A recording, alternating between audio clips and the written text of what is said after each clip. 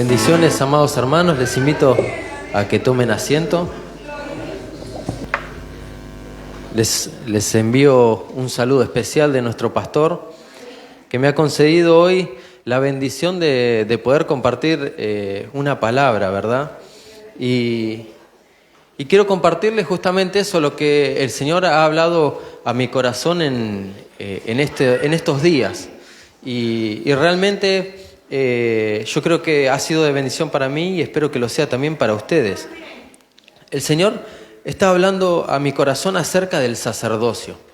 Yo no sé ustedes qué piensan o qué se les viene a la mente cuando escuchan esta palabra, ¿no? Un sacerdote. Quizás se nos viene a nuestra mente alguien con una sotana, ¿no? O similar, ¿no? Más o menos algo así. Hoy yo no tengo sotana, pero puedo llevar adelante una palabra del Señor. Y cada uno de nosotros, ¿verdad? Cada uno de nosotros dice la palabra que somos sacerdotes.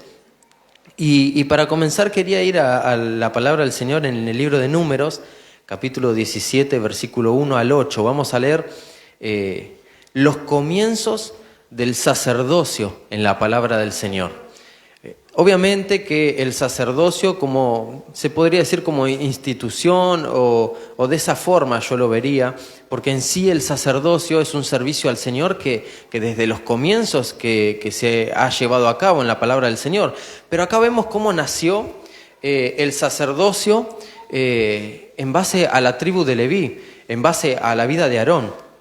Números capítulo 17, la Biblia de las Américas, versículo 1, vamos a leer hasta el 8, dice: entonces habló el Señor a Moisés diciendo: habla a los hijos de Israel y toma de ellos una vara por cada una de las casas paternas, 12 varas de todos los jefes conforme a sus casas paternas. Como sabemos, en el pueblo de Israel habían 12 tribus. Entonces cada una de esas tribus, el Señor le habló a Moisés que tenían que presentarse cada jefe con una vara.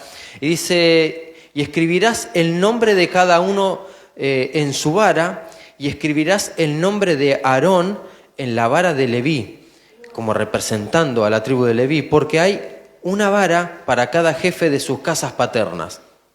Dice la palabra del Señor: y las pondrás en la tienda de reunión delante del testimonio donde me encuentro contigo. Y acontecerá que la vara del hombre que yo escoja, está hablando el Señor, retoñará, dice la palabra. Así disminuiré de sobre ti las quejas de los hijos de Israel que murmuran contra vosotros. Y habló pues Moisés a los hijos de Israel y a todos los jefes de ellos, le dieron las varas. Y continúa la palabra del Señor diciendo: una por cada jefe según sus casas paternas. Dice: 12 varas con la vara de Aarón entre sus varas. Acá lo aclara por segunda vez. Dice: y Moisés colocó las varas en la tienda del testimonio delante del Señor, y aconteció que el día siguiente Moisés entró en la tienda del testimonio, y he aquí la vara de Aarón de la casa de Leví había retoñado, y echando botones, y había producido flores y almendras maduras. Hasta aquí vamos a leer en este pasaje. Y vemos que qué tremendo, ¿no? Esta historia. Habían acontecido una serie de sucesos en el pueblo del Señor que se encontraban dando vueltas en el desierto. Habían tenido una serie de problemas y Moisés era quien estaba a cargo.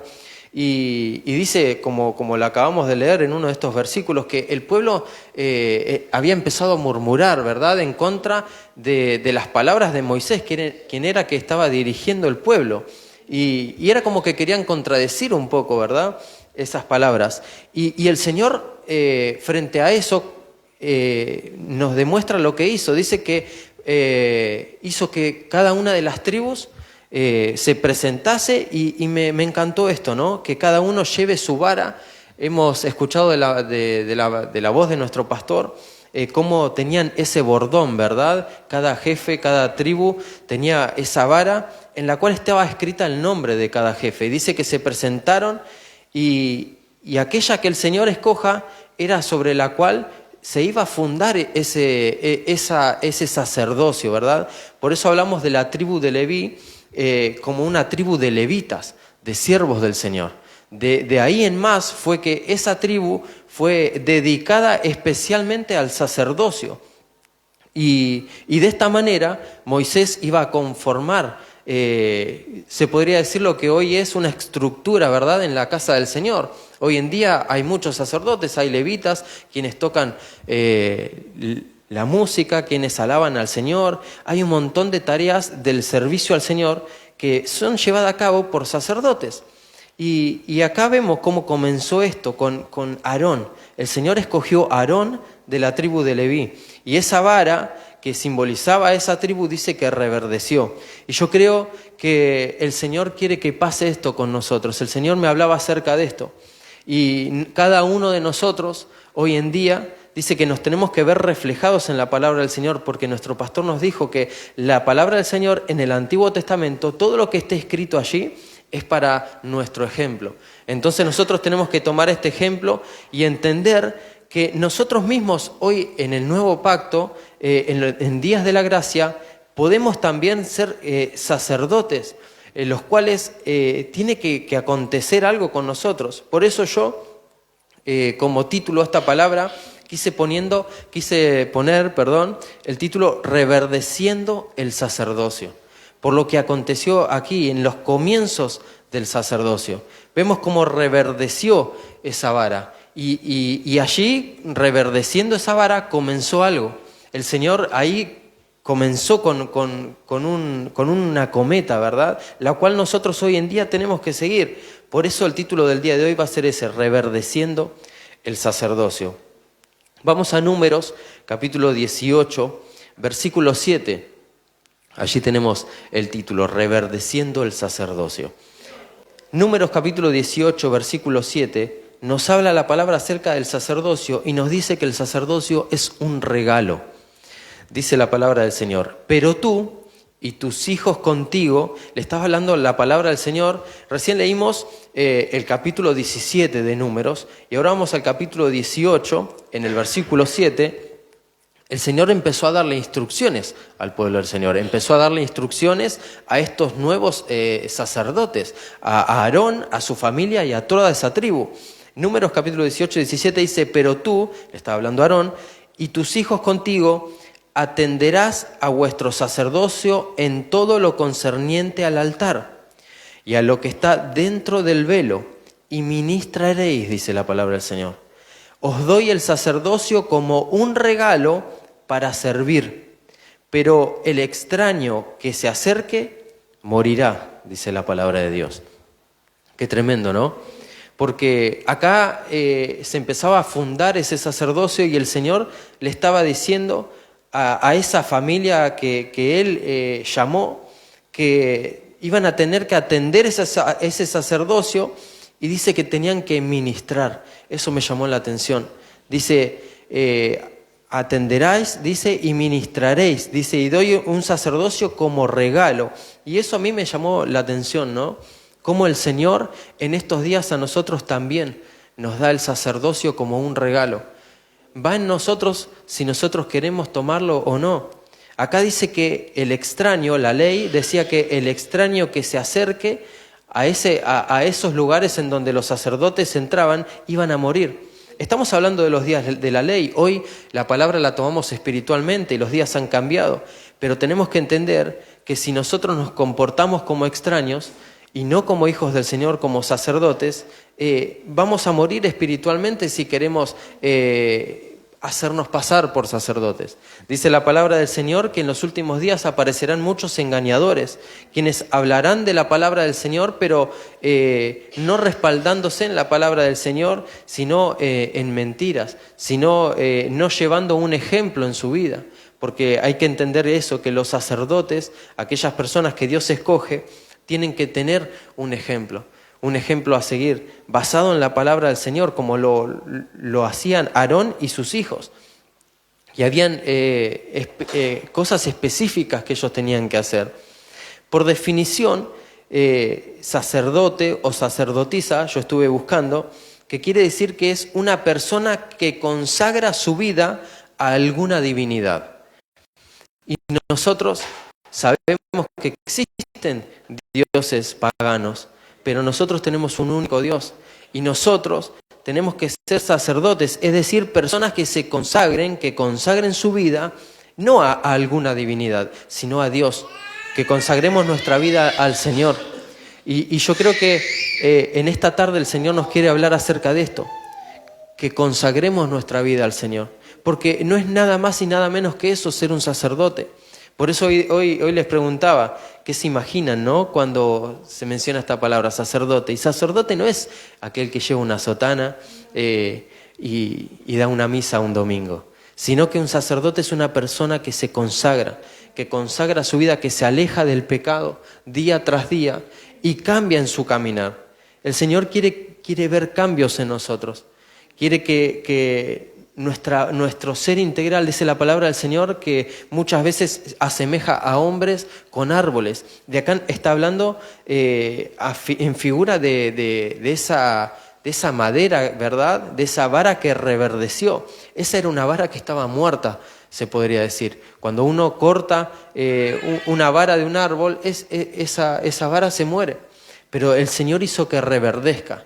Y de la mano del sacerdocio. Entonces el Señor hoy nos está diciendo, quiero que sean personas que se consagren, que consagren su vida a mí y yo los voy a hacer reverdecer. Hay muchos de nosotros que quizás nos encontremos en esa situación, que nuestro espíritu se esté apagando, pero el Señor quiere que reverdezcamos en este día. Vamos a ver algunas de las tareas, porque nos vamos a basar primeramente en esto de los sacerdotes y del sacerdocio, algunas tareas de los sacerdotes. Primero, ya pudimos enumerar una, que por definición misma el Señor nos habló, que es una persona que se consagra, que consagra su vida. O sea que podemos decir que la primera tarea de un sacerdote es consagrar su vida a Dios. No a otros dioses, como lo decía la definición del diccionario, consagrar nuestra vida a Dios, al único Dios. Pero vamos al segundo punto, que el segundo punto era esencial en aquellos que desarrollaban esta tarea, y era enseñar. Vamos a Segunda de Crónicas, capítulo 15, a partir del verso 3, vamos a leer en la Biblia de las Américas. Hoy vamos a utilizar mucho esta versión. Segunda de Crónicas, capítulo 15, versículo 3 dice la palabra del Señor, que se encontraban con un problema acá, porque dice que el pueblo no tenía sacerdote que les enseñe.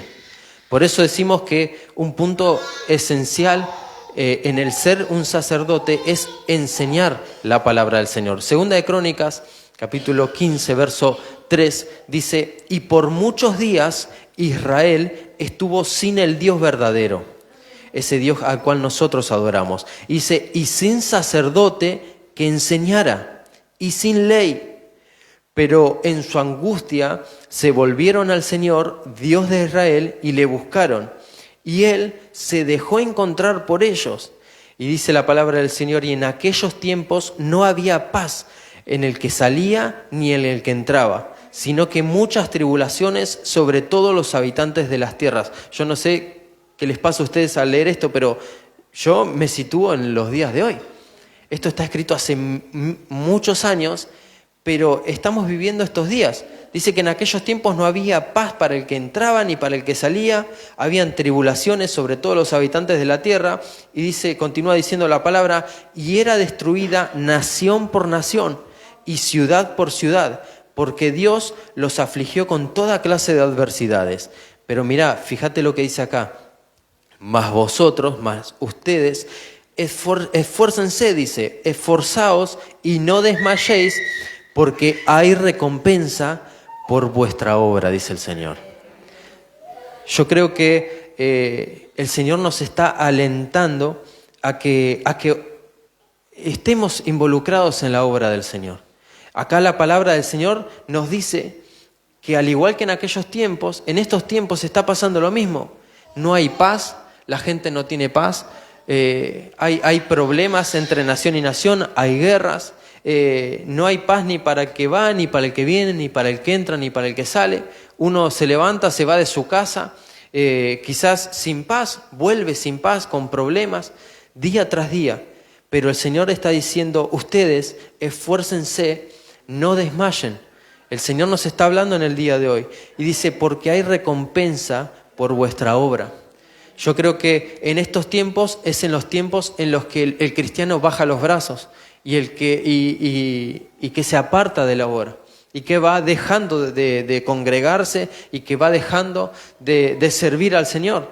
Pero en ese plan, que es un plan del enemigo, el Señor nos viene a decir, esfuércense, no desmayen, continúen sirviéndome, porque dice que hay una recompensa y esa recompensa quizás no sea ya, quizás no sea lo que esperamos, pero va a haber una recompensa de parte de nuestro Señor. Y si no es una recompensa material en esta tierra, va a ser una recompensa espiritual que traiga salvación a nuestros corazones, a nuestras almas. El Señor nos prometió que nos iba a salvar, pero no nos quedemos solamente con eso. Obremos para el Señor, involucrémonos en la obra, no dejemos de servirle, no dejemos no nos apartemos, del Señor, de sus caminos. Al principio, en el versículo 3 decía que por muchos días Israel estuvo sin el Dios verdadero y sin sacerdote que enseñara y sin ley. Pero dice que el pueblo se volvió al Señor, clamó y Él se dejó encontrar, les enseñara.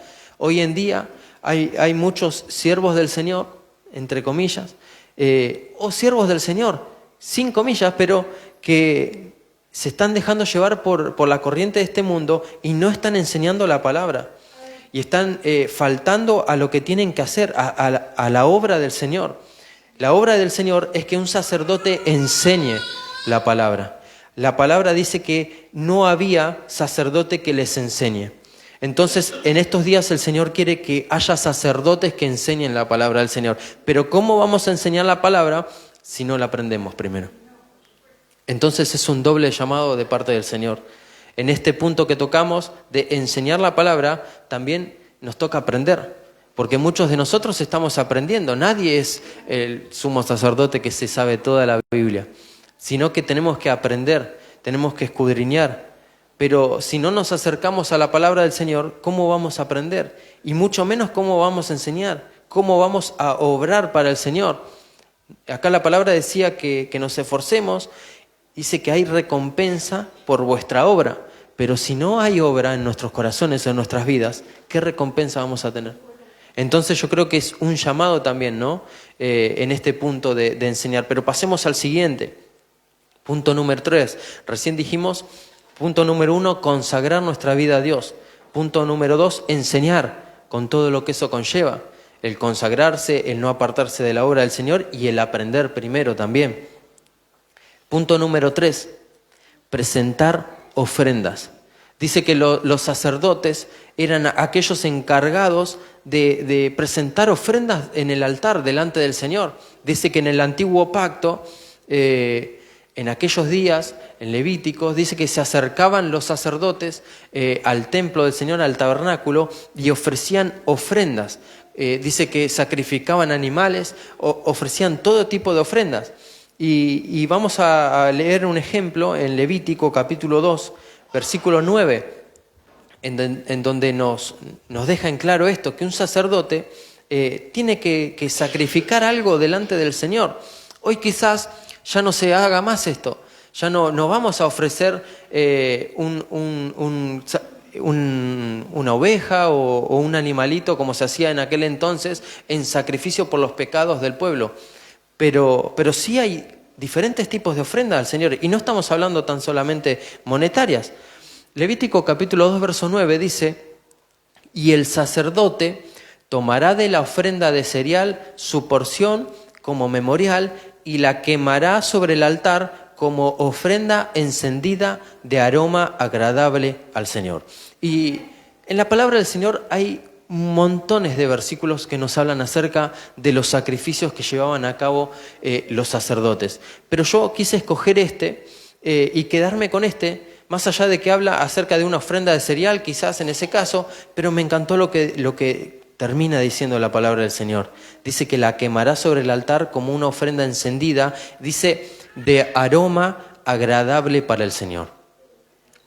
Y cuando nosotros nos preguntemos qué es una ofrenda que le agrade al Señor, es esto. Es una ofrenda que eleve un aroma agradable al Señor. Yo si traigo una ofrenda a la casa del Señor y no le pido que ocurra esto y no me voy en paz en mi corazón con que esa ofrenda fue aceptada por el Señor como un aroma agradable al Señor, hay algo en mi interior que no va a estar bien, porque conozco la palabra y sé que al Señor le agrada esto. Le agrada ver corazones que rindan ofrendas delante del Señor y que lo hagan de tal modo que lo hagan de corazón. Y eso va a ser como un aroma agradable delante del Señor. Y yo no quiero centrarme, lo acabo de decir, en una ofrenda material que también lo podemos hablar. Y esta palabra es perfecta para ello, porque nos enseña la palabra del Señor a ofrendar. Pero la palabra del Señor nos enseña también a que hay muchos tipos de ofrendas. Nosotros cuando nos involucramos en la obra del Señor, recién hablábamos con el tema de la enseñanza, que decía que hay recompensa por vuestra obra. ¿Y qué obra? ¿Cuál es la obra? La obra es algo que nosotros rendimos delante del Señor, es un sacrificio delante del Señor. El congregarse todos los cultos, el venir a la casa del Señor, dar de nuestro tiempo, dar de nuestro dinero, llegar hasta aquí, nos involucra también gastos, tiempo, pero es tiempo que no es pérdida, no son pérdidas, las ofrendas al Señor no son pérdidas, son incienso agradable delante de su trono y el Señor lo ve todo. El Señor ve cuando venimos temprano, cuando ayudamos a pasar un cable, cuando ayudamos a limpiar. El Señor lo ve todo y va a haber recompensa por ello, hermanos. Yo les animo a que como sacerdotes, como hijos del Señor, como personas queriéndose consagrar al Señor, ofrezcamos ofrendas al Señor, porque es parte del sacerdocio. Vamos a ir al punto número 4, que es encender fuego en el altar. Recién hablábamos de que las ofrendas se elevan al Señor y eran como un aroma, un incienso agradable que era quemado en el altar. Y esto me llamó la atención y viene de la mano con esto. En Levítico capítulo 1, versículo 7, encontramos un verso que nos habla acerca de esto. Levítico 1:7 dice: y los hijos del sacerdote Aarón pondrán fuego en el altar y colocarán leña sobre el fuego. Y la palabra del Señor nos dice que ese fuego no tenía que cesar. Continuamente los sacerdotes tenían que estar agregando leña en el fuego. Tenían que estar en el altar manteniendo el fuego encendido. Y eso para nosotros también es un mensaje, es una sombra para nuestros días. Ese fuego, como nosotros cantamos esa alabanza tan hermosa, que es un fuego del Señor, es el Espíritu Santo morando en nosotros, que no tenemos que permitir que se apague. Dice que era una tarea que tenían que hacer los hijos de Aarón. ¿Cuántos somos hijos espirituales en esta casa? Y como hijos espirituales de un siervo del Señor, tenemos que encargarnos de esto. Tenemos que poner fuego en el altar, tenemos que colocar leña sobre el fuego, porque si uno solo es el que hace esto, no se puede. Acá era una tarea para los hijos del sacerdote. Entonces, es un llamado también de atención para nosotros. Y nos tenemos que preguntar, ¿cómo está el fuego del Espíritu Santo en nuestro corazón? ¿Está ardiendo o se está apagando? El Señor nos anima a mantenerlo encendido. Yo no sé, pero a mí me encanta, por ejemplo, hacer asado. Sé que a muchos de mis hermanos también. Y es una cosa tan hermosa el hecho de, más allá de la carne que uno come, el fuego, la leña y siempre mantenerla encendida. Yo hago leña de más, siempre hago brasas de más, pero porque me gusta. Tengo ahí un brasero aparte y siempre mantengo leña y hace poco fui a comer a la casa de mi hermano Marito y él tiene también un horno a leña. Y me encanta porque tiene un relojito que te mide la temperatura. Uno cuando hace un asado no sabe a qué temperatura está esas brasas, esa leña que uno prende fuego, pero ahí es tremendo y se ve reflejado esto, cómo a medida que uno agrega leña, la temperatura va subiendo, va aumentando. Aunque el fuego se lo vea quizás igual, pero la temperatura va aumentando. Tenemos que agregar leña a nuestro corazón. Tenemos que estar continuamente como los hijos del sacerdote Aarón, que dice que pondrán fuego en el altar, dice la palabra del Señor, y colocarán leña sobre el fuego. Vamos al punto número 5, en Éxodo capítulo 40, verso 13. Vamos a hablar de un punto que es muy especial también. Vamos a repasar que vemos algunas de las tareas que hacían los sacerdotes y de características que tenían los sacerdotes. Y vimos que una era consagrar su vida a Dios, vimos que otra era enseñar, vimos que otra era presentar ofrendas, y recién vimos de encender el fuego en el altar, y ahora vamos a ver sobre las vestiduras. Dice que los sacerdotes no se vestían de la misma forma que los demás.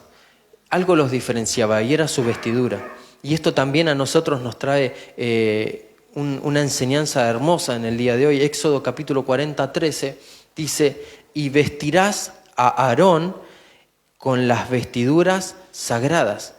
Lo ungirás y lo consagrarás para que me sirva como sacerdote. No quise entrar en detalle acerca del color de las vestiduras, que eran por lo general blancas las vestiduras de los sacerdotes, y tenían algún tipo de ornamento también, pero a mí me llamó la atención esto. Simplemente que acá dice que una vez que Aarón fue nombrado por el Señor un sacerdote, dice que tuvo que ser vestido con vestiduras sagradas. Dice que lo ungieron también y lo consagraron para que sirva como sacerdote. Y esto de las vestiduras nos habla acerca de esto, nos habla acerca de el consagrarse, porque dice que eran vestiduras sagradas. Algo impuro no puede estar de la mano con algo sagrado, y no puede haber impureza en nuestro corazón, porque hoy en día nosotros no vamos a andar vestidos como un sacerdote, pero la vestidura es en el Espíritu. Dice que tenemos vestiduras, y la palabra del Señor nos habla acerca de esto. Dice que cuando pecamos, cuando cometemos pecado delante de los ojos del Señor, dice que nuestras vestiduras se manchan. Y tenemos que tomar la palabra espiritualmente. Obviamente que si yo tengo un vestido blanco y cometo un pecado, va a seguir blanco, pero por dentro ya no. Nuestro espíritu va a estar manchado, nuestra alma, nuestro cuerpo. Dice que somos seres integrales, somos seres tripartitos. Tenemos espíritu, tenemos alma y tenemos cuerpo. Y acá nos dice que nuestras vestiduras interiores tienen que ser sagradas, nos tienen que ungir y nos tienen que consagrar para poder servir como sacerdote, así como pasó con Aarón. En Apocalipsis capítulo 3, verso 5, vamos a leer que nos habla acerca de esto también. Y cuando hablamos del libro de Apocalipsis, hablamos de los últimos días. Y acá dice Apocalipsis 3, 5 y 6, vamos a leer, dice: así el vencedor será vestido de vestiduras blancas, y no borraré su nombre del libro de la vida, y reconoceré su nombre delante de mi Padre y delante de sus ángeles. El que tiene oído, oiga lo que el Espíritu dice a las iglesias. Tremendo este versículo, tremenda esta palabra del Señor. Acá está hablando acerca de aquellos vencedores, aquellos que lleguen hasta el fin o que terminen sus días en la tierra, pero de esa forma, como vencedores. Aquellos que hayan vencido a las tentaciones de este mundo, aquellos que hayan vencido a los problemas, a las dificultades, aquellos que hayan mantenido su corazón fiel al Señor, firmes en la obra del Señor, agradando al Señor. Aquellos sacerdotes que como vencedores, dice que serán vestidos de vestiduras blancas. Dice la palabra del Señor que para aquellos hijos del Señor va a haber este regalo. Dice que no va a ser borrado su nombre del libro de la vida. ¿Cuántos de nosotros llegamos a los caminos del Señor, entregamos nuestro corazón al Señor en una oración y le pedimos al Señor que escriba y anote nuestro nombre en ese libro? Dice la palabra del Señor que tiene un libro de la vida el Señor, y allí es donde anota nuestro nombre cuando le confesamos como Señor y Salvador y creemos en Él, y cuando lo seguimos. Pero acá esto me lleva a pensar a mí, porque dice que los vencedores se van a ser vestidos con vestiduras blancas y no va a ser borrado su nombre del libro de la vida. Ahora, si nosotros no somos vencedores y no somos vestidos con estas vestiduras blancas, ¿Va a poder ser borrado nuestro nombre del libro de la vida? Yo creo que es para pensarlo, ¿no? Porque tenemos que conservar ese regalo tan hermoso que el Señor nos regaló. Llegamos a los caminos del Señor y automáticamente el Señor nos regaló la salvación. Eso nadie te lo va a quitar. Nadie te lo va a quitar la salvación. Ya somos salvos vos y yo. Pero no hagamos con nuestros actos una especie de devolución. Hoy están muy de moda las devoluciones, ¿verdad? Uno compra algo por internet, no me gusta, lo devuelvo. Así de fácil. Y el pobre el vendedor, ¿no? Total, Mercado Libre se hace cargo. Pero la salvación es algo que nosotros no pagamos, fue un regalo que el Señor nos dio. ¿Y qué pasa si yo te regalo algo, pero recontra valioso, y vos lo dejás ahí en la calle, lo dejás ahí abandonado? Va a venir otro y se lo va a llevar. Yo creo que con la salvación pasa lo mismo. El Señor nos regala la salvación, que es lo más grande que nosotros podemos tener, y nosotros tenemos que agarrar y atesorarlo en caja fuerte dentro de nosotros, y que nadie nos quite esa salvación, que nuestro nombre no sea jamás borrado, pero ni que se acerque la goma ahí o el liquid paper para borrar nuestro nombre de ese libro. Que ese nombre sea remarcado una y otra vez con nuestras acciones. Yo creo que el Señor quiere eso. Que más que el Señor va a querer que nos salvemos, que nuestra alma se salve, que nuestro espíritu se salve. Pero tenemos que llegar como vencedores hasta el final, ya sea que muramos antes que venga el Señor o que seamos tomados por el Señor. Que el Señor nos encuentra así, como un vencedor. Y un vencedor no es un luchador que gana sus peleas. Un vencedor es aquel que vence frente a las situaciones de la vida, de todos los días. Aquel que vence frente a una situación en la cual el pecado se le presenta adelante. Aquel que vence frente a cualquier tipo de situación que nos aleje de la palabra del Señor y que nos aleje del plan del Señor. El enemigo lo que quiere es contaminar nuestro corazón, es contaminar nuestra alma. Que cometamos errores, que luego paguemos con aquellos frutos de esos errores. El Señor tiene un plan, y dice la palabra que es un plan de bien para nosotros. Pero ¿qué pasa con nuestro libre albedrío? Nosotros podemos hacer lo que querramos en esta vida, pero todo tiene su consecuencia. Pero si nosotros nos negamos a todas aquellas cosas que el enemigo nos ofrece, vamos a salir vencedores. Y cuando el Señor venga por nosotros, vamos a ser vestidos y revestidos, dice, de vestiduras blancas. ¿Y por qué revestido, dices esa versión? Porque no va a ser únicamente allá, acá también tenemos que ser vestidos. No es solamente que nosotros vivimos en la gracia, hacemos lo que queremos, total cuando llegue allá me van a vestir de vestiduras blancas. No, el Señor comienza con un proceso desde ahora, por eso nos habla acerca de esto. El Señor nos quiere ir limpiando, quiere ir purificando nuestras vestiduras aquí en la tierra, quiere que borrar todo pecado de nuestro corazón y que no reaparezca ese pecado, que no vuelva a manchar nuestras vestiduras. Quizás lleguemos al final de nuestros días con alguna que otra mancha que todavía no llegamos a limpiar, pero que el Señor nos encuentre procurando, día a día, procurando por emblanquecer nuestras vestiduras. Y cuando lleguemos allá, ahí sí vamos a ser revestidos de esas vestiduras que merece alguien que venció de la mano del Señor. Vamos a Apocalipsis capítulo 6, versículo 9 al 11 vamos a leer. También en el mismo libro, y habla acerca de algo similar a lo que acabamos de leer. Acá recién hablamos de aquellos vencedores que van a ser revestidos en los cielos por esas vestiduras. Y acá la palabra del Señor nos dice, cuando el Cordero abrió el quinto sello, vi debajo del altar las almas de los que habían sido muertos a causa de la palabra de Dios y del testimonio que habían mantenido. O sea, eran personas creyentes que habían muerto.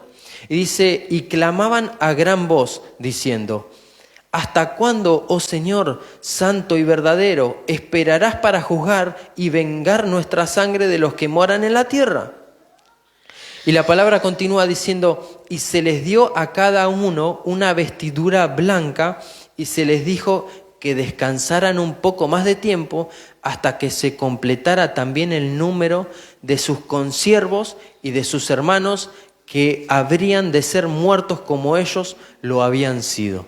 Acá nos está hablando de un tiempo final la palabra del Señor, pero vemos también nuevamente cómo aquellas almas de hijos del Señor que habían sido muertos en la tierra estaban con el Señor, y dice que fueron vestidos con estas vestiduras blancas. Ellos clamaban, pero no nos vamos a detener simplemente en eso, porque ellos clamaban para que el Señor juzgue y vengue su sangre. Pero acá dice que se les dio a cada uno una vestidura blanca y se les dijo que descansaran un poco más de tiempo. Entonces, hermanos, la palabra del Señor nos está diciendo que si nosotros nos vamos con el Señor y nos vamos y pasamos aprobados, como recién lo mencionábamos, ahí vamos a ser revestidos. Y acá lo vuelve a confirmar la palabra del Señor. Vamos a Apocalipsis, pero ahora en el capítulo 22, verso 14. Apocalipsis 22, 14 dice que somos bienaventurados, hermanos. Porque dice, bienaventurados los que lavan sus vestiduras para tener derecho al árbol de la vida y para entrar por las puertas a la ciudad. ¿A qué ciudad vamos a entrar? A la ciudad celestial, a la Jerusalén celestial que el Señor tiene para nosotros. Y yo me encanta esto porque al hablar de las vestiduras sacerdotales, al hablar de las vestiduras que un sacerdote tiene que tener, sí o sí tenemos que hablar de salvación. Sí o sí estamos hablando de esto porque la palabra cuando habla de las vestiduras habla acerca de la salvación. Y acá dice que somos bienaventurados, somos dichosos los que lavan sus vestiduras. Dice, para tener derecho al árbol de la vida y para entrar por las puertas de la ciudad. Nuevamente, acá habla, dice, de tener derecho a entrar. Pero vos decís, ¿cómo? Si yo tengo derecho, ya fui salvo. Pero nuevamente, la palabra del Señor nos insiste en que sigamos lavando. Las mujeres de antes, ¿no? Cómo lavaban y refregaban. Y era un trabajo arduo. Hoy en día ponemos la lavarropa, yo la cargo a Martina porque le digo, vos no lavás ropa. Vos ponés ahí adentro, apretás y ya está. La ropa no sale tan bien igual a veces. A veces hay que refregar. Y eso mismo tenemos que hacer nosotros. Hoy en día podemos saltarnos muchos pasos, pero hay algunos que no. Hay algunas manchas que no salen así nada más, sino que tenemos que lavar nuestras vestiduras. Y esto es un trabajo que tenemos que hacer, aunque no nos guste. No a todas las mujeres les gusta lavar. A los hombres también, ojo, los hombres también lavan, ¿no? ¿Sí? Amén. Amén. No escuché ningún amén. Pero hombres y mujeres tenemos que lavar nuestras vestiduras espirituales. Estamos hablando de vestiduras espirituales más allá de los ejemplos naturales que tomamos. La palabra del Señor es espiritual y de ese modo tenemos que entenderla. Hebreos capítulo 12, versículo 14 vamos a leer, que nos habla por último este versículo acerca de esto, ¿no? De esa santidad que necesitamos para ver al Señor. Hebreos 12, 14 dice, buscad la paz con todos y la santidad, sin la cual nadie verá al Señor. Hablábamos en uno de los ejemplos, en el primero creo que fue, que hablábamos en el segundo, el primero era consagrar nuestra vida a Dios, en el segundo acerca de enseñar, que la palabra de Dios en Segunda de Crónicas, capítulo 15, nos hablaba acerca de esto, ¿no? De que la gente no tiene paz. Y acá, en el último ejemplo que quería compartir con ustedes, que es el número 5, la palabra nos habla acerca de las vestiduras y nos habla acerca de esto. Buscad la paz con todos. Tenemos que buscar esa paz, pero esa paz la da el Señor. Nosotros, por más que nos vayamos un fin de semana a Villa Langostura a acostarnos y recostarnos y mirar paisajes hermosos, no vamos a tener una paz natural, quizás linda, pero pasajera, como dice nuestra hermana. La paz que el Señor da no es como el mundo la da. La paz que el Señor da es la que tenemos que buscar, la que dice Hebreos que tenemos que buscar. Y dice buscar la paz con todos y la santidad, sin la cual nadie verá al Señor. ¿Y por qué hablamos de santidad? porque las vestiduras de esos sacerdotes son las que nos llevan a la santidad. Por eso quise compartir este verso en este ejemplo.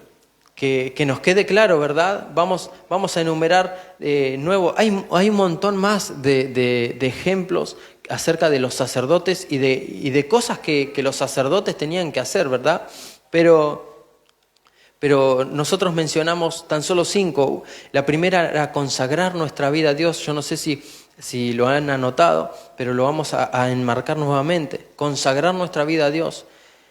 Pidámosle al Señor que podamos hacerlo.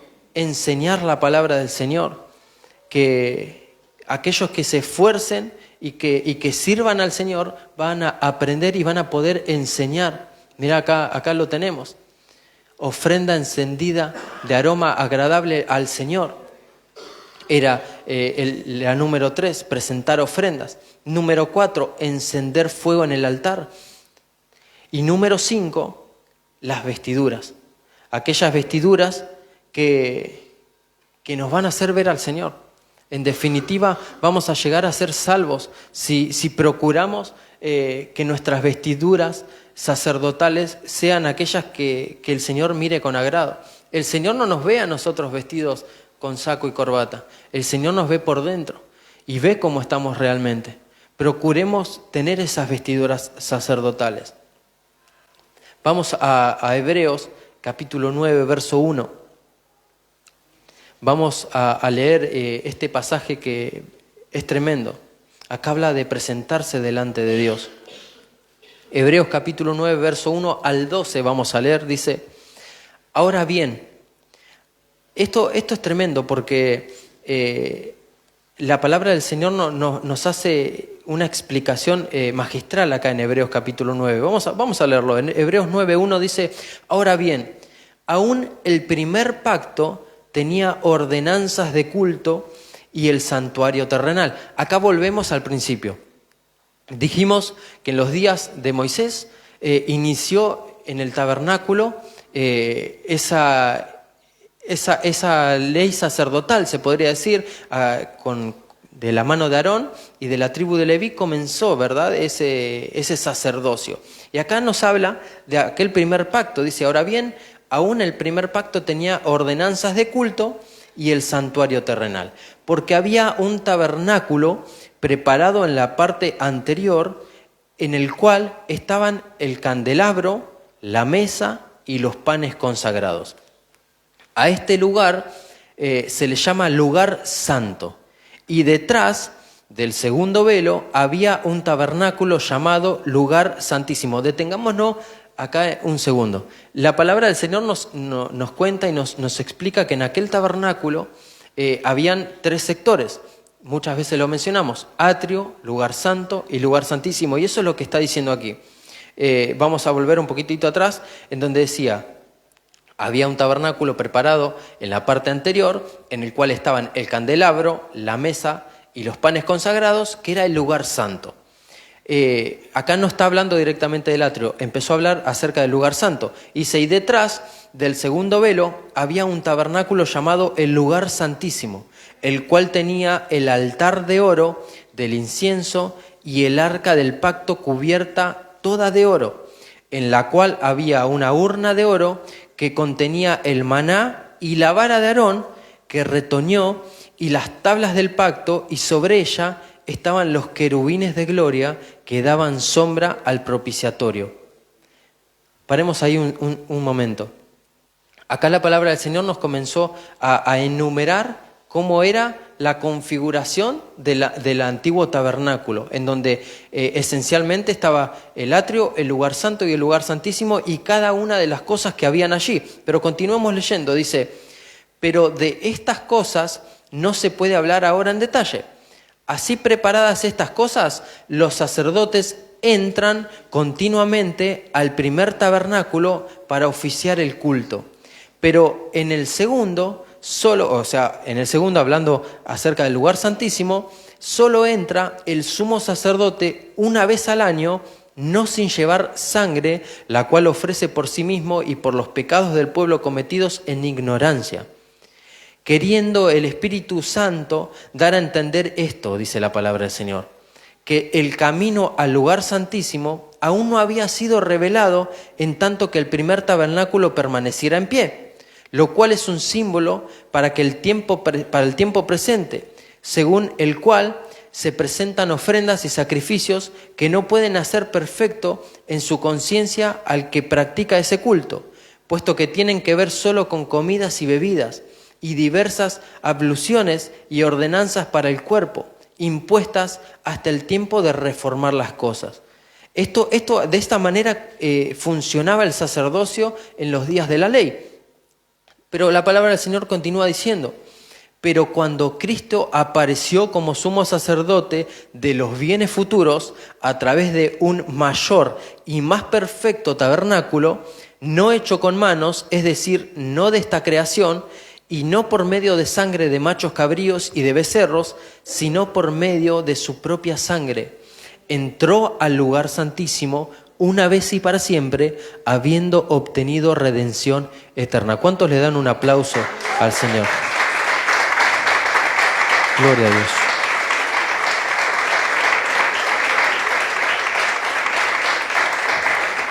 Acá vemos cómo se hace una comparación hermosa en este libro acerca del sacerdocio en el antiguo pacto y cómo era la cuestión que había un atrio, un lugar santo y un lugar santísimo, y solamente algunos ciertos sacerdotes entraban al lugar santo para hacer ciertas cosas, algunos otros una sola vez por año entraban al lugar santísimo para ofrecer sacrificios por él y por todo el pueblo, pero una sola persona dice que tenía que hacerlo y una vez por año. Pero sin embargo, cuando Cristo apareció como sumo sacerdote, dice la palabra del Señor, cambió todo, porque con su sacrificio Él nos permitió entrar cuando querramos al lugar santísimo. Dice que entremos confiadamente con acción de gracias a su presencia.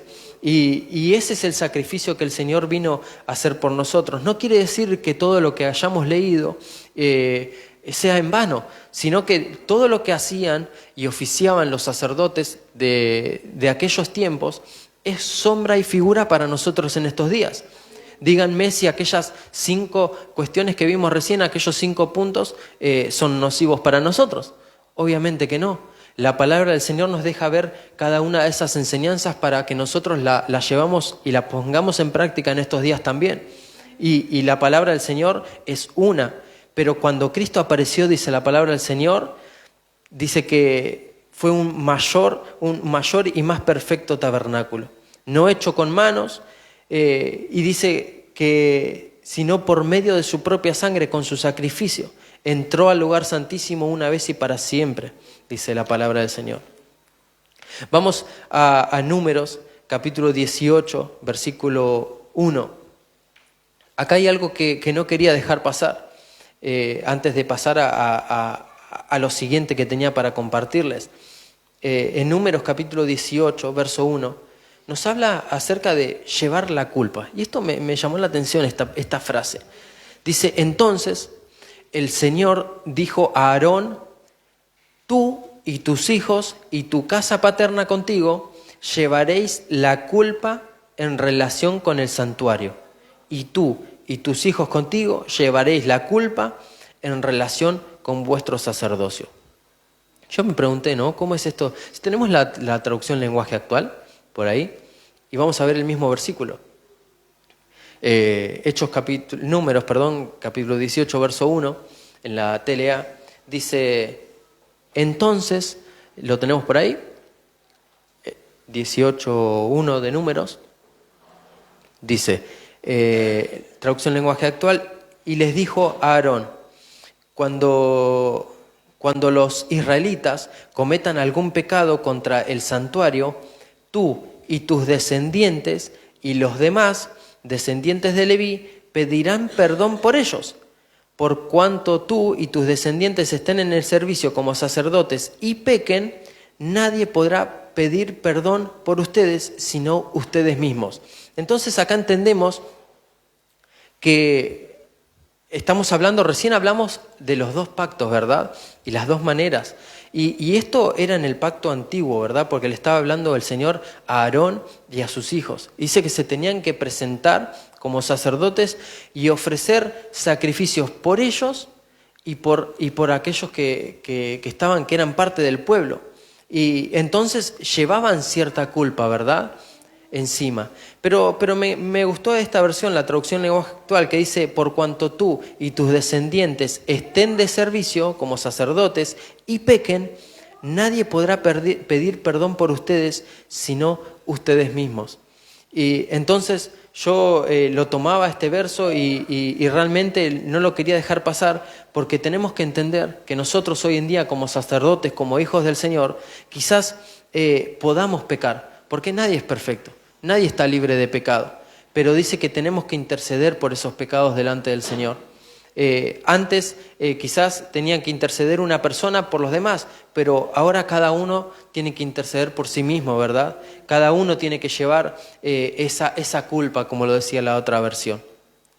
Vamos a Hebreos, vamos a volver a la Biblia de las Américas, Hebreos capítulo 7, versículo 22 al 28, vamos a leer Hebreos 7, 22, y vamos a volver a hablar acerca de esto, ¿no?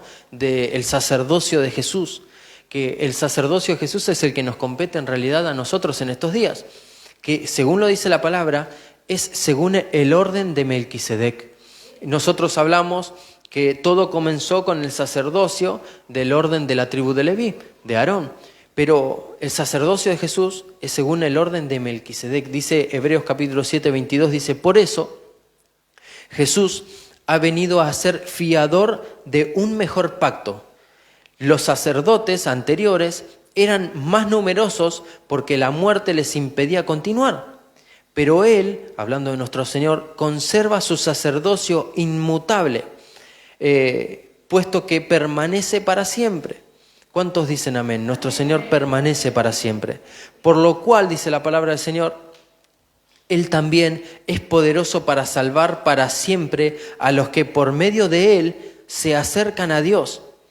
Acá estamos nosotros nos acercamos al Señor y Él es poderoso para salvarnos. Dice, puesto que vive perpetuamente para interceder por ellos. ¿Cuántos dicen amén? El Señor intercede por nosotros. Dice, porque convenía que tuviéramos tal sumo sacerdote, santo, inocente, inmaculado, apartado de los pecadores y exaltado más allá de los cielos, que no necesita, como aquellos sumos sacerdotes, ofrecer sacrificios diariamente, primero por sus propios pecados y después por los pecados del pueblo, como lo acabamos de mencionar. Dice, porque esto lo hizo una vez y para siempre cuando se ofreció a sí mismo. Porque la ley designa como sumos sacerdotes a hombres débiles, pero la palabra del juramento que vino después de la ley designa al Hijo, hecho perfecto para siempre.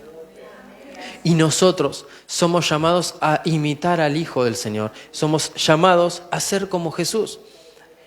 Y somos llamados a esto, a ser. Me encantó cómo lo describe aquí en este capítulo al Señor. Dice que Él es un sacerdote santo, inocente, inmaculado, apartado de los pecadores y exaltado. ¿Cuántos quisiésemos tener, no? Una pizquita, aunque sea de esto. Y yo lo anhelo, hermanos. Yo anhelo para mi vida y anhelo para su vida también. Que nos parezcamos día a día al Señor, a ese sumo sacerdote, que es según el orden de Melquisedec, ese sumo sacerdote que es el ejemplo para nosotros para estos días. Nosotros tenemos que apartarnos de aquellas cosas que nos alejan de este retrato que podemos ver acá. El Señor dice que se ofreció por nosotros, como lo dice, una vez y para siempre. Y a través de ese sacrificio nos permite a nosotros poder tener ese ejemplo de sumo sacerdote y aspirar a ello también. Yo creo que tenemos que tener una identidad sacerdotal. Como en el principio, ese bordón, esa vara, tenía puesto el nombre de cada uno de los jefes familiares. Hoy en día nosotros también tenemos que tener esa identidad sacerdotal. Todos somos llamados a ser sacerdotes. La vara tenía escrito el nombre de cada dueño de ella. Y nosotros también. Hoy en día somos llamados a hacerlo. Si volvemos al principio, en Números capítulo 17, verso 8, vemos esto importantísimo, que la vara de Aarón reverdeció. Números 17, 8. Dice, y aconteció que al día siguiente Moisés entró en la tienda del testimonio y he aquí la vara de Aarón de la casa de Leví había retoñado y echado botones y había producido flores y almendras maduras. Hermanos, Dios quiere que florezcamos. Si tenemos la imagen del título de la palabra del Señor, yo por título le puse a esta palabra, vamos a verlo ahí, reverdeciendo el sacerdocio. Recién acabamos de hablar de los tipos de sacerdocio y de la manera que un sacerdote se tiene que mover. Y sacerdote, vuelvo a repetir, no es aquel de la sotana. Somos todos nosotros sacerdotes, somos hijos del Señor, somos consagrados para el Señor. Y el Señor quiere que reverdezca nuestro corazón, quiere que reverdezcamos nuestro espíritu, que reverdezca. Por eso, reverdeciendo el sacerdocio, volvamos a la palabra del Señor. Y esto de reverdecer, dice que la vara, acá lo vimos en Números 17:8, dice que esa vara de Aarón retoñó y dice que había producido flores. Y el Señor quiere que florezcamos. El Señor quiere que nuestro espíritu se vea de esta manera. La palabra del Señor nos habla, vamos a Zacarías capítulo 9, verso 17. Y yo estuve investigando, ¿verdad? Y esto de reverdecer es sinónimo de renovarse o de tomar un nuevo vigor. Y florecer también, porque dijimos que algo que reverdece es algo que parecía muerto.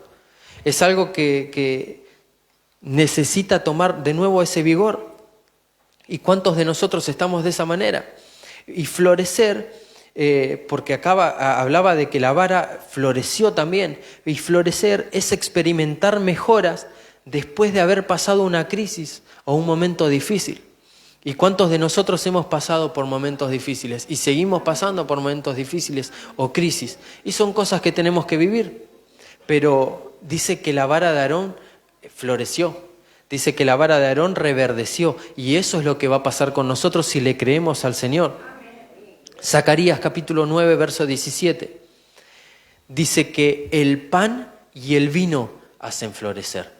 Dice, pues cuánta es su gracia y cuánta su hermosura. El trigo hará florecer a los jóvenes y el mosto a las doncellas.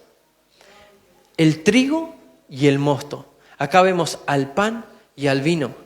Yo no sé, pero cuando leía esta palabra me dieron unas ganas de tomar Santa Cena, hermano. Porque dice que el pan y el vino nos va a hacer florecer. Y acá la palabra nos está dando una clave. Cuando nos acerquemos a la casa del Señor un domingo, que haya Santa Cena, entendamos esto. Esa Santa Cena, ese pan y esa copa simbolizan al pan y al vino, al cuerpo y a la sangre de Cristo. Y mira qué bello. Ya me dan ganas de compartir con Santa Cena, hermano. Démosle un aplauso al Señor. Gloria a Dios. Volvamos a Zacarías 9. Dice, pues cuánta es su gracia y cuánta su hermosura. El trigo hará florecer a los jóvenes y el mosto a las doncellas. Si nosotros queremos florecer, hermanos, tomemos esta palabra y cuando nos acerquemos a la mesa del Señor entendamos que esa mesa nos va a ayudar a florecer. Dejemos atrás el pecado, aceptemos ese perdón que el Señor nos ofrece en la mesa y tomemos esta palabra, Zacarías 9, 17.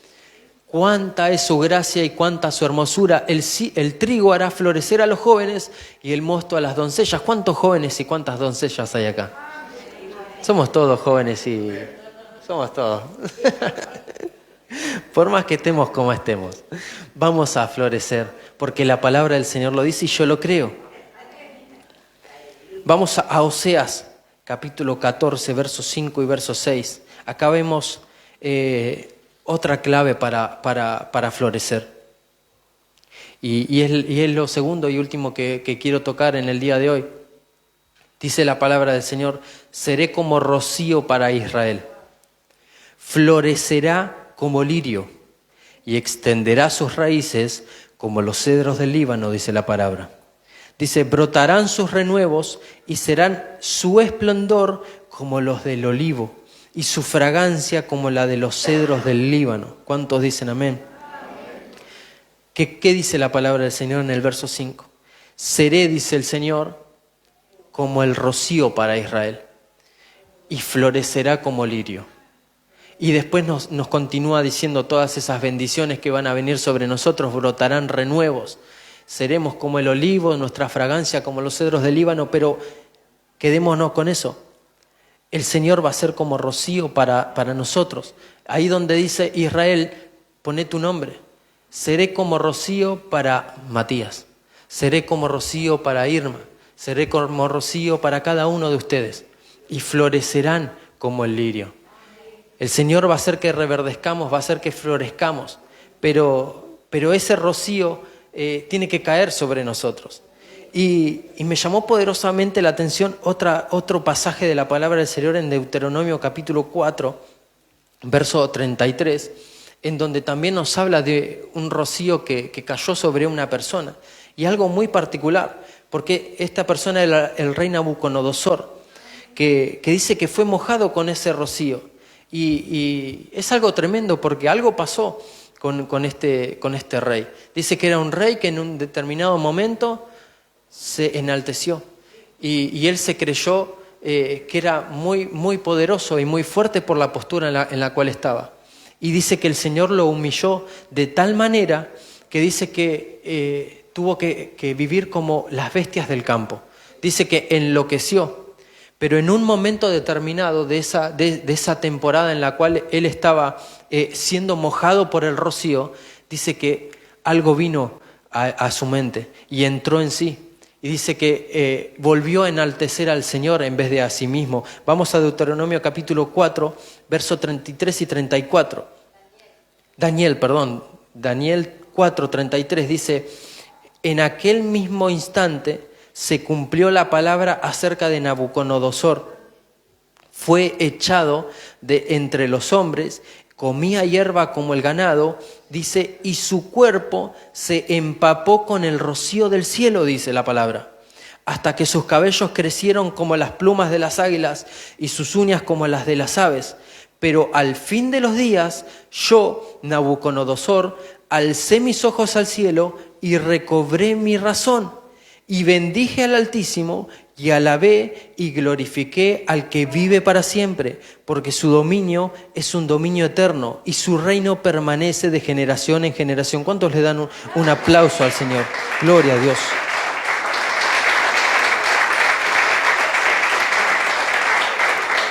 Dice la palabra del Señor que Nabucodonosor se encontraba como quizás muchos de nosotros nos podemos encontrar, en una postura totalmente mala. Dice que se humilló hasta más no poder y dice que fue un plan del Señor, y hay muchas veces que tenemos que pasar por situaciones malas para aprender y para darle la verdadera gloria a quien se merece, como lo que pasó con Nabucodonosor. Pero dice la palabra del Señor que mientras él se encontraba en ese estado, era empapado su cuerpo con el rocío del cielo. Y yo creo que tenemos que pedirle ese rocío del cielo al Señor. Porque para mí, hermano, nos deja ver la palabra que este rocío era el Señor que estaba empapándolo. Y es ese trato, es figura de ese trato que el Señor tiene que tener con nuestras vidas.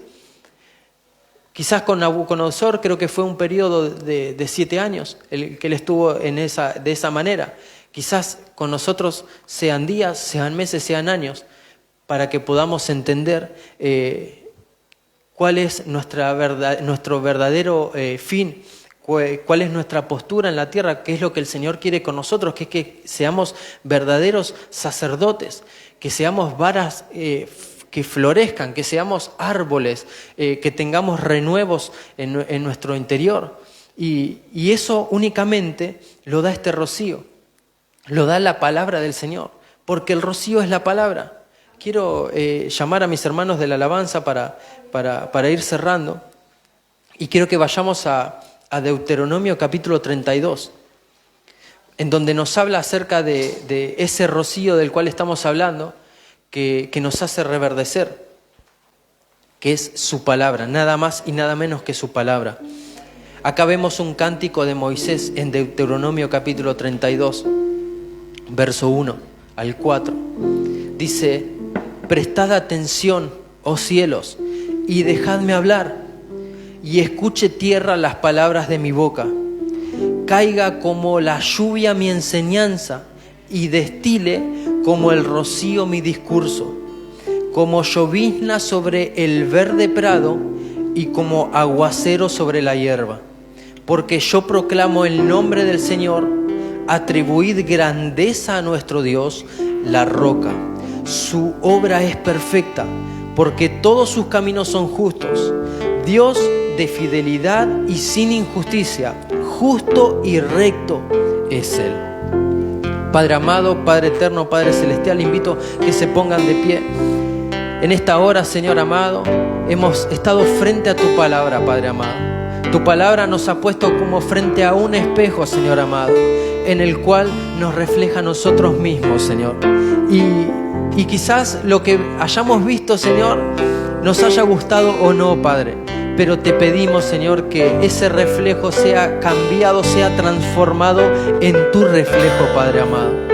Dice la palabra del Señor que Él va a venir a buscarse a sí mismo cuando venga por su iglesia. Y te pedimos, Padre amado, que transformes nuestros corazones, Señor amado.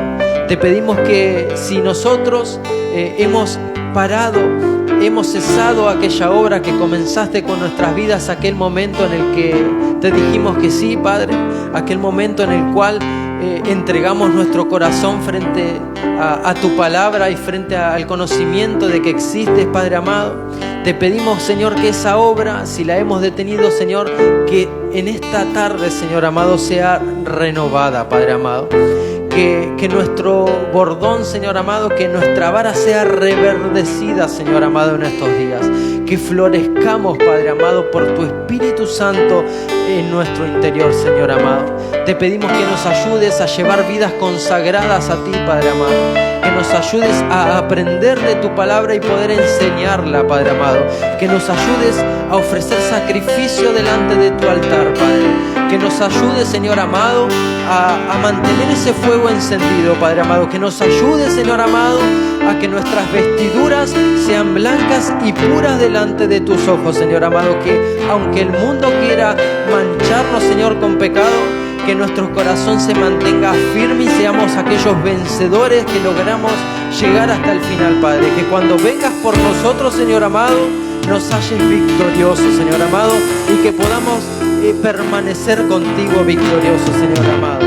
En esta hora, Señor, te pido por cada uno de mis hermanos, te pido que esta palabra sea atesorada en cada uno de sus corazones y que le des fortaleza, Señor, a tu pueblo, que le des fortaleza a tus siervos, Señor, a cada uno de los sacerdotes que se encuentran en este lugar.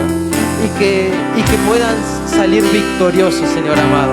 Que tu obra sea finalizada en cada uno de nosotros. Te pedimos eso, Señor, y que obres en nosotros por gracia y por misericordia. Te damos gracias y te pedimos perdón, Señor, por cada uno de nuestras fallas y de nuestros pecados, Señor amado. Y te damos gracias por tu bendita palabra. En el nombre de Jesús, amén y amén. Dale un fuerte aplauso al Señor. Gloria.